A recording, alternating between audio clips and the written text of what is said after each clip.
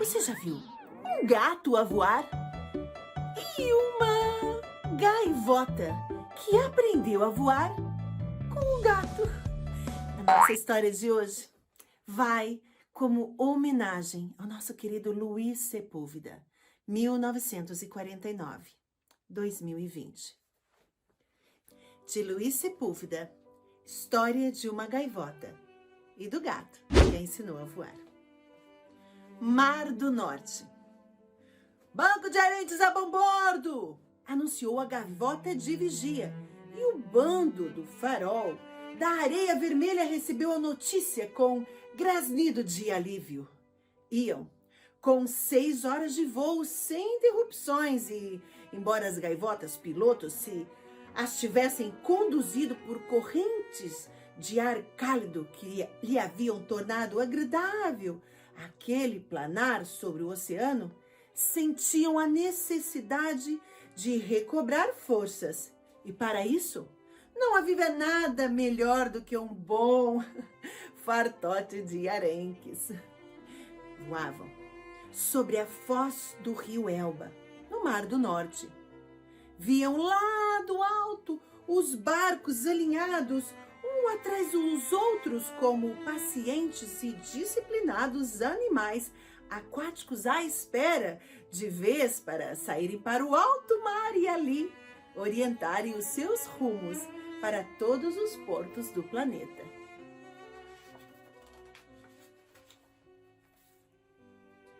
Kenga, uma gaivota de pena cor de prata, gostava especialmente de observar as bandeiras dos barcos, pois sabia que cada uma delas representava uma forma de falar, de dar nome às mesmas coisas, com palavras diferentes. As dificuldades que os humanos têm. Nós, gaivotas, ao menos grasnamos o mesmo em todo o mundo, comentou uma vez Kenga para uma das suas companheiras de voo. Pois é! E o mais notável é que às vezes até conseguem entender-se, grasnou a outra. Mas para além da linha de costa, a paisagem tornava-se num verde intenso. Era um enorme prado em que se destacavam os rebanhos de ovelhas, pastando ao abrigo dos jigs e das preguiçosas velas de moinhos de vento. Seguindo as instruções das gaivotas piloto, o bando do farol da Areia Vermelha tomou uma corrente de ar frio e lançou-se em voo picado sobre o cardume de arenques.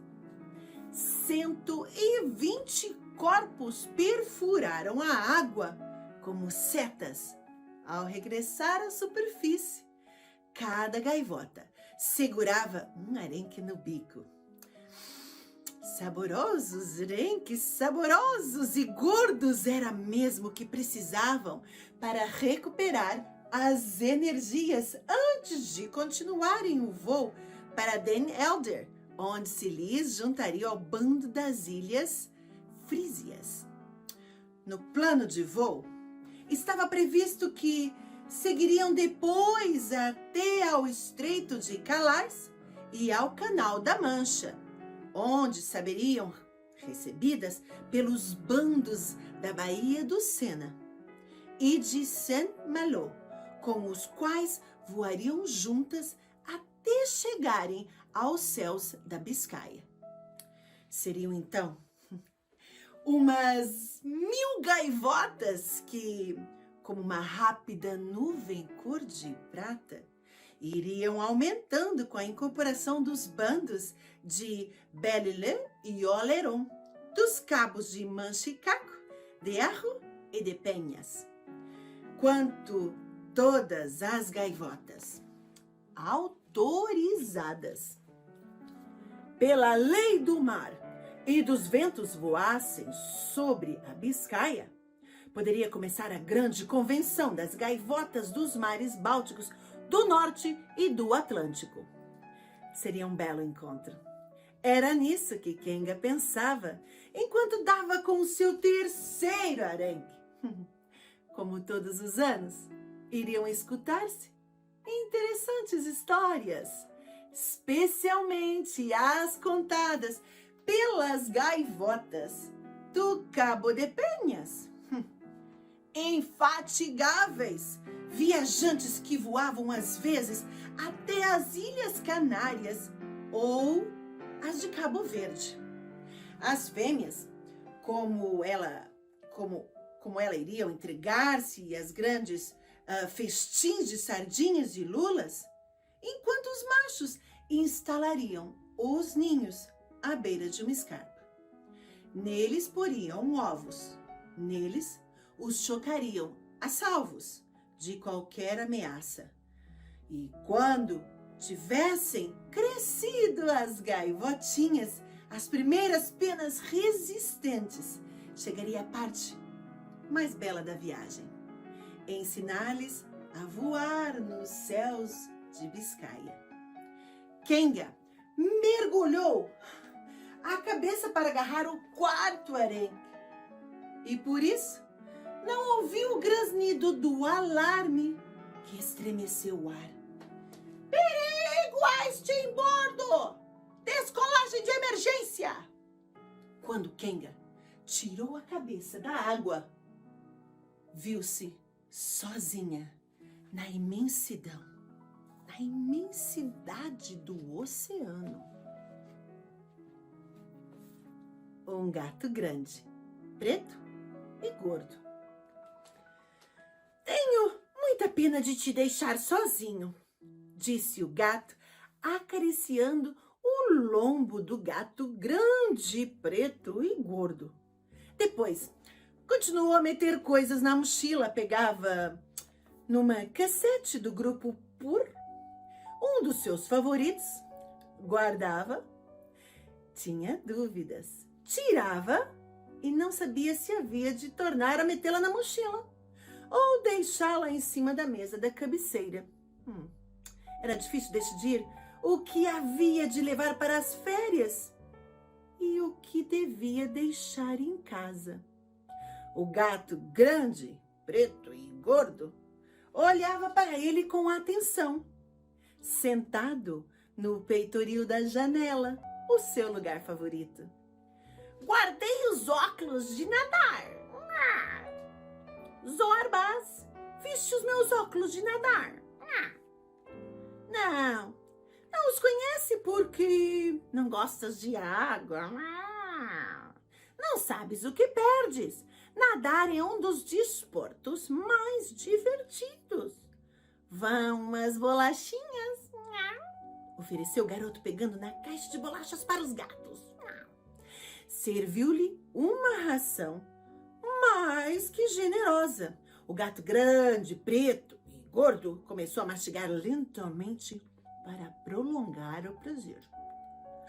Que bolachas deliciosas, estaladiças e a saber a peixe. É bom, rapaz, pensou o gato de boca cheia. Bom, rapaz, é melhor que há, corrigiu enquanto engolia. Zorbas, o gato grande, preto e gordo, tinha muitas boas razões para pensar isso do garoto. Que não só gastava o dinheiro da sua mesada naquelas deliciosas bolachas, como ainda lhe mantinha sempre limpo e no caixote de areia, onde aliviava o corpo e o instruía, falando-lhe de coisas importantes. Costumavam passar muitas horas juntos na varanda, contemplando a incessante azáfama do porto de Hamburgo. E nessas ocasiões, por exemplo, o garoto dizia-lhe: "Estará a ver aquele barco, Zorbas? Sabe de onde vem?" "Pois, vem da Libéria. Que é um país africano muito interessante, porque foi fundado por pessoas que tinham sido escravos. Quando for grande, hei de ser combatente de um grande veleiro e hei de ir à Libéria. E tu vens comigo, Zorbas? Será um bom gato de mar, tenho a certeza. Com todos os rapazes do porto, também este sonhava com viagens e países distantes. O gato, grande, preto e gordo, ouvia o ronronão e também se imaginava a bordo de um veleiro sulcando os mares. Sim, o gato grande, preto e gordo sentia uma grande afeição pelo garoto e não se esquecia do que lhe devia a vida. Zorba contraíra essa dívida precisamente no dia em que abandonou o cesto que lhe servia de morada justamente com os seus 7 irmãos. O leite da mãe era morno, e doce, mas ele queria provar uma daquelas cabeças de peixe que a gente do mercado dava aos gatos grandes. E não pensava comê-la inteira. Nada disso. A sua idade era arrastá-la até o cesto e depois miar aos irmãos. Já basta de chupar da nossa pobre mãe. Não vem como ela ficou fraca? Não. Coma um peixe. Não. Que é o alimento dos gatos de porto. Poucos dias antes de abandonar o cesto, a mãe tinha lhe miado muito sério. Tu és ágil e vivaz, e ainda bem. Mas tem que ter cuidado com o que fazes e não sair do cesto. Amanhã ou depois, vêm os humanos e decidem sobre o teu destino e sobre o dos teus irmãos. De certezas que lhe vão dar nomes simpáticos e terão comidinha garantida. É uma grande sorte terem nascido num porto, pois nos portos as pessoas gostam dos gatos e protegem-nos. A única coisa que os humanos esperam de nós é que mantenhamos os ratos à distância. Sim, meu filho, ser um gato de porto é uma grande sorte, mas tu tens que ter cuidado, porque há em ti algo que te pode tornar infeliz. Filho, se olhares para teus irmãos, verás que todos são cinzentos e têm a pele às riscas, como tigres. Mas tu nascestes tudo preto, com exceção desse pequeno tufo de pelo branco que tens debaixo do queixo. Há humanos que julgam que os gatos pretos dão azar e por isso, filho, não saias do cesto. Não. Mas Zorbas, que naquela altura era assim como uma bolinha de carvão, saiu do cesto. Queria provar uma daquelas cabeças de peixe e também queria ver um pouco o mundo. Não foi muito longe. Ia trotando em direção a um lugar de venda de peixe de rabo todo alçado e vibrante, quando passou diante de um grande pássaro que dormitava de cabeça inclinada. Era um pássaro muito feio e com um papo enorme debaixo do bico. De repente, o pequeno gato preto sentiu-se que o chão se afastava das suas patas e, sem compreender o que estava acontecendo, deu consigo as voltas no ar. Lembrando-se de um dos primeiros ensinamentos da mãe. Procurou um lugar onde caísse em cima das 4 patas, mas lá embaixo o esperava o pássaro de bico aberto. Caiu-lhe no papo, que estava muito escuro e cheirava horrivelmente. Deixa-me sair! Não! Deixa-me sair! Miou ele desesperadamente. Vá lá! Podes falar! Grasnou o pássaro, sem abrir o bico. Que bicho és tu? Ou me deixa sair, ou arranho-te, miou ele ameaçador. Desconfio que és uma rã. Tu és uma rã? Perguntou o pássaro, sempre com o bico fechado. Estou a afogar-me, pássaro idiota! Gritou o gatinho. Sim, és uma rã preta. Que curioso. Sou um gato. Estou furioso. Deixa-me sair ou ainda te arrependes, miou o pequeno Zorbas, procurando onde havia de cravar as garras no papo às escuras. Julgas que não sei distinguir um gato de uma rã? Os gatos são peludos, velozes e cheiram a pantufa. Tu és uma rã. Uma vez comi várias rãs e não eram más, mas eram verdes. Ouve lá, não serás tu uma rã venenosa? Grasnou o pássaro preocupado. Sim, sou uma rã venenosa e além disso, dou azar. Que dilema. Uma vez eu engoli um ouriço venenoso e não me aconteceu nada. Que dilema. Engulo-te ou cuspo-te? Meditou o pássaro. Mas não grasnou mais nada, porque se agitou, bateu as asas e finalmente abriu o bico. O pequeno Zorbas, todo molhado, de barba, deitou a cabeça para fora e saltou para o chão. Ele viu o garoto, que segurava o pássaro agarrado pelo pescoço e o sacudia. Deves estar cego, pelicano, um imbecil. Vem cá, gatinho. Por pouco acabavas na pança deste passarão, disse o garoto, pegando nele ao colo. Assim, começara aquela amizade que já durava 5 anos. O beijo que o garoto lhe deu na cabeça desviou das suas recordações. Viu enfiar na mochila, caminhar para a porta e de lá despedir-se mais uma vez. Vemo-nos daqui uma semana, daqui a 4 semanas. Pensarei em ti todos os dias, Zorbas, prometo. Adeus, Zorbas. Adeus, gordalhufo. Despediram-se os 2 irmãos mais novos do garoto.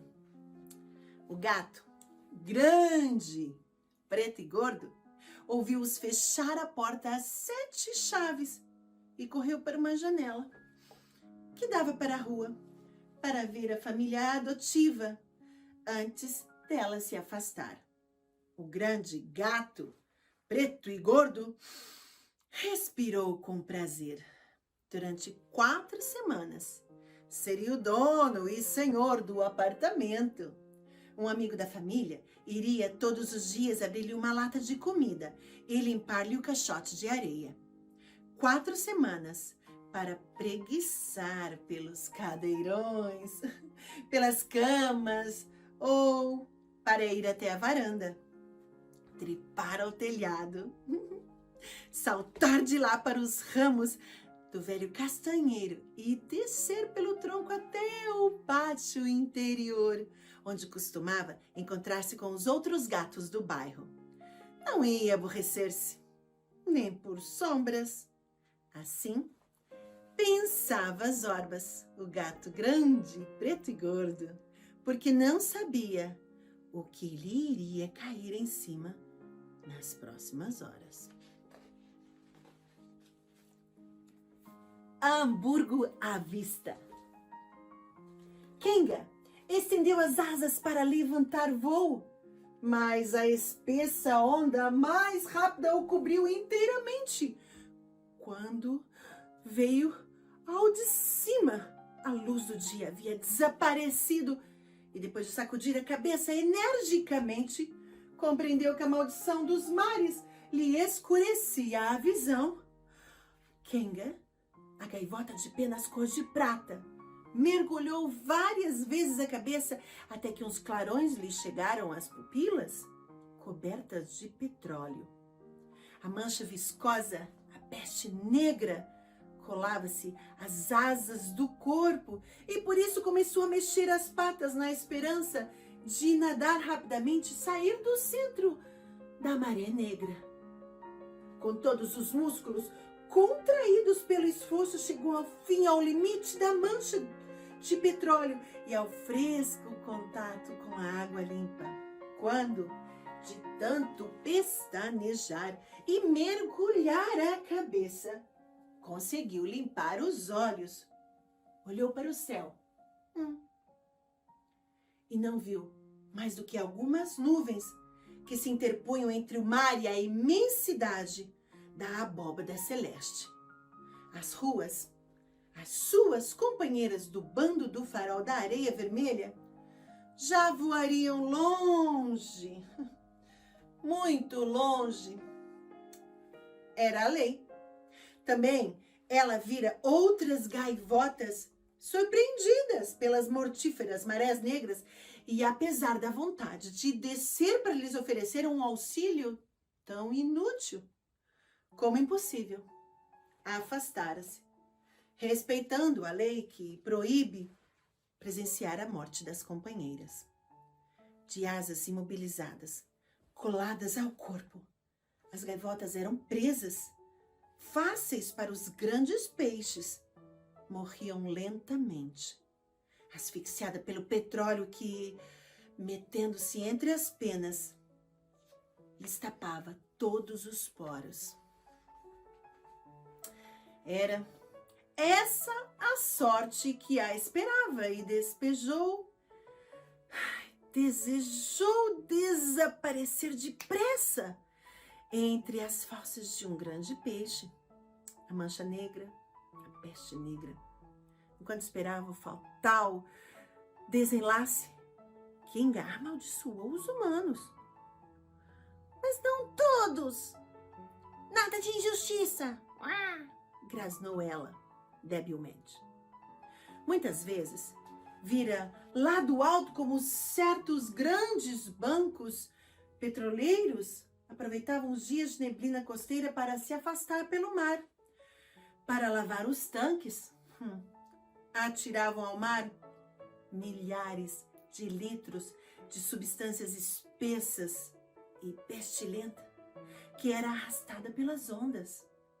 Mas vira também que às vezes umas pequenas embarcações se aproximavam dos petroleiros e os impediam de esvaziar os tanques. Infelizmente, aquelas embarcações, decoradas com as cores do arco-íris, nem sempre chegavam a tempo de impedir o envenenamento dos mares. Kenga passou as horas mais longas de sua vida poisada à superfície da água, perguntando-se a si mesma, apavorada, se porventura esperava o mais terrível das mortes. Pior que ser devorada por um peixe, pior que sentir a angústia da asfixia, era morrer de fome. Desesperada perante a ideia de uma morte lenta, sacudiu-se toda e verificou, com espanto, que o petróleo não lhe tinha colado as asas no corpo. Tinha as penas impregnadas daquela substância espessa, mas ao menos podia estendê-las. Talvez tenha ainda uma possibilidade de sair daqui, quem sabe? Voando alto, muito alto, o sol não derreterá o petróleo. Grasnou Kenga. Veio-lhe à memória uma história ouvida a uma velha gaivota das Ilhas Frísias que falava de um humano chamado Ícaro, que, para realizar o sonho de voar, fabricara umas asas com penas de águia e voara alto, até muito perto do sol. Tanto que o calor desse derreteu a cera que colara as penas e caiu. Kenga bateu as asas energicamente, encolheu as patas, ergueu-se 2 palmos e caiu de bordo na água. Antes de tentar de novo, submergiu o corpo e moveu as asas debaixo da água. Desta vez, ergueu-se mais de 1 metro antes de cair. O maldito petróleo pegava-lhe as penas da rabadilha, de tal maneira que não podia orientar a subida. Mergulhou uma vez e mais com o bico puxou pela capa a imundície de que lhe cobria a cauda. Suportou a dor das penas arrancadas, até que finalmente verificou que a sua parte traseira estava um pouco menos suja. A 5ª tentativa, Kinga conseguiu levantar voo, batia as asas com desespero. Foi o peso da camada de petróleo que não lhe permitiu planar. Bastaria uma só pausa para ir por ali abaixo. Por sorte, era uma gaivota jovem e os músculos respondiam em boa forma. Ganhou altura. Sem deixar de mover as asas, olhou para baixo e viu a costa que se perfilava apenas como uma linha branca. Viu também alguns barcos movendo-se como diminutos objetos sobre um pano azul. Ganhou mais altura, mas os esperados efeitos do sol não a atingiam. Talvez os seus raios produzissem um calor muito fraco, ou então era a camada do petróleo que era excessivamente espessa. Kinga compreendeu que as forças não lhe iam durar muito e, procurando lugar onde descer, voou terra adentro, seguindo a serpenteante linha verde do Elba. O movimento das asas foi se tornando cada vez mais pesado e lento. Estava a perder forças. Já não voava tão alto. Numa desesperada tentativa de recuperar a altura, fechou os olhos e bateu as asas com as suas últimas energias. Não soube durante quanto tempo manteve os olhos fechados, mas quando os abriu, ia a voar sobre uma alta torre que ostentava um catavento de ouro. São Miguel! Grasnou ela ao reconhecer a torre da igreja de Hamburgo. As asas negaram-se a continuar o voo. O fim de um voo. O gato grande, preto e gordo, estava a apanhar sol na varanda, ronronando e meditando acerca de como se estava bem ali, recebendo os cálidos raios da barriga para cima, com as 4 patas muito encolhidas e o rabo estendido. No preciso momento em que rodava preguiçosamente o corpo para que o sol lhe aquecesse o lombo, ouviu um zumbido provocado por um objeto voador que não foi capaz de identificar e que se aproximava a grande velocidade. Atento, deu um salto, pôs-se de pé nas 4 patas e mal conseguiu atirar-se para um lado para se esquivar a gaivota que lhe caiu na varanda. Era uma ave muito suja. Tinha todo o corpo impregnado de uma substância escura e mal cheirosa. Zorbas aproximou-se e a gaivota tentou pôr-se de pé arrastando as asas. Não foi uma aterragem muito elegante, miou. Desculpa, não pude evitar, reconheceu a gaivota. Olha lá, tens um aspecto desgraçado. Que é isso que tens no corpo? E que mal que cheiras, miou Zorbas. Fui apanhada por uma maré negra, a peste negra, a maldição dos mares, vou morrer, grasnou a gaivota num queixume. Morrer? Não digas isso. Está cansada e suja, só isso? Por que é que não voas até o jardim zoológico? Não é longe daqui e lá há veterinários que te poderão ajudar. Miou Zorbas. Não posso, crá. Foi o meu voo final, grasnou a gaivota, numa voz quase inaudível, e fechou os olhos. Não morras! Não. Descansa um pouco e verás que recuperas. Tens fome? Trago-te um pouco da minha comida, mas não morras, pediu Zorbas. Não. Aproximando-se da desfalecida gaivota. Vencendo a repugnância, o gato lambeu a cabeça. Aquela substância que a cobria, além do mais, sabia horrivelmente a passar-lhe a língua pelo pescoço. Notou que a respiração da ave se tornara cada vez mais fraca. Olha, amiga, não. Quero ajudar-te, mas não sei como. Procura descansar enquanto eu vou pedir conselhos sobre o que deve fazer com uma gaivota doente. Miau! Miou Zorbas, preparando-se para trepar no telhado. Ia afastar-se na direção do castanheiro quando ouviu a gaivota chamá-lo. Quero que te deixe um pouco da minha comida, sugeriu ele algo aliviado. Vou pôr um ovo. Com as últimas forças que me restam, vou pôr um ovo. Amigo gato, vê-se que és um animal bom e de nobres sentimentos. Por isso, vou pedir-te que me faça uma promessa. Fazes? Grasnou ela, sacudindo desajeitadamente as patas numa tentativa falhada de se pôr em pé.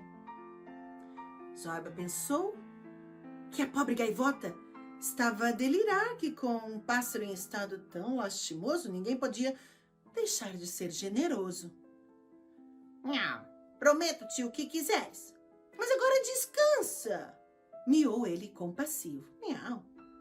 Não tenho tempo para descansar. Promete-me que não comes o ovo, grasnou ela, abrindo os olhos. Prometo que não te como o ovo, repetiu Zorbas. Promete-me que cuidas dele até que nasça a gaivotinha. Prometo que cuido do ovo até nascer a gaivotinha. E promete-me que a ensinas a voar, grasnou ela, fitando o gato os olhos. Então, Zorbas achou que aquela infeliz gaivota não só estava a delirar, como estava completamente louca. Prometo ensiná-la a voar. Não. E agora descansa, que vou em busca de auxílio. Não. Miou Zorbas, trepando de um salto para o telhado. Kenga olhou para o céu, agradeceu a todos os bons ventos que haviam acompanhado e, justamente, ao exalar o último suspiro, um pequeno ovo branco com pintinhas azuis rolou junto do seu corpo, impregnado de petróleo. Em busca de conselho, Zorbas desceu rapidamente pelo tronco do castanheiro, atravessou o pátio interior a toda pressa para evitar ser visto por uns cães vagabundos. Saiu para a rua, assegurou-se de que não tinha nenhum automóvel. Atravessou e correu na direção do Cuneu, um restaurante italiano do Porto. 2 gatos que andavam a farejar num contentor de lixo viram ao passar. Não, aí, compadre! Está a ver aqui, eu estou a ver. Aí, que gordinho tão lindo, miou um. Pois é, compadre, és tão preto. Mas que bolinha de gordura, parece uma bolinha de alcatrão. Aonde vais, bolinha de alcatrão? Perguntou o outro. Embora tivesse preocupado com a gaivota, Zorbas não estava disposto a deixar passar as provocações daqueles malvados. E por isso, interrompeu a corrida, eriçou a pele do lombo e saltou sobre o contentor de lixo. Estendeu lentamente uma pata à frente, pôs de fora uma garra tão comprida como um fósforo e aproximou-se de cara a um dos provocadores. Gostas? Olha que tenho mais 9. Queres experimentá-los? No espinhaço? Minhou com toda a calma, com a garra diante dos olhos. O gato engoliu a saliva antes de responder. Não, chefe. Está um lindo dia, não acha? Miou ele, sem tirar os olhos da garra. E tu? O que me dizes?